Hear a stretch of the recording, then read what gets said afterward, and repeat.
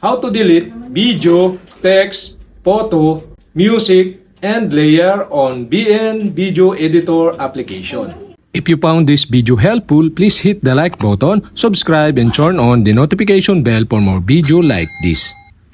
Go to BN application and BN homepage, create project by tap the plus icon on the lower right side on your screen. Okay, tap this and tap the new video.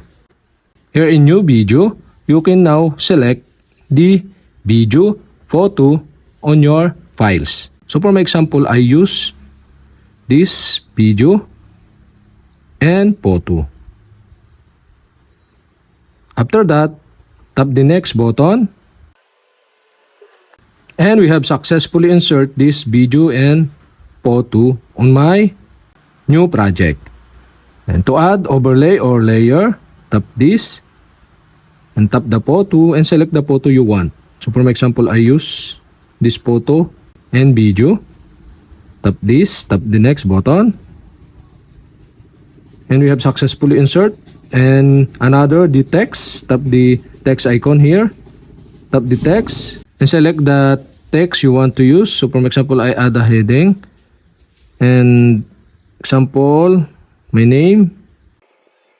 After that, tap the check. And another, the music, tap the music icon, tap the music. And for my example, my favorite, okay, use the music. After you select the music, tap the check button below.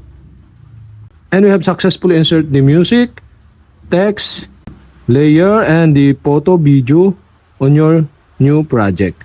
So to delete this music, tap the music. Here in the menu on this pop-up, tap the delete icon. Tap the text. You can delete the text by tap the delete icon on the pop-up, and also you can delete this on the menu below. So okay. Another, the layer, tap the delete icon. And also you can delete below. So another, select the photo you want to delete. You can delete on the pop-up or you can delete below. The video you want to delete, so tap this and you can see the pop-up, and also you can delete here in the menu below.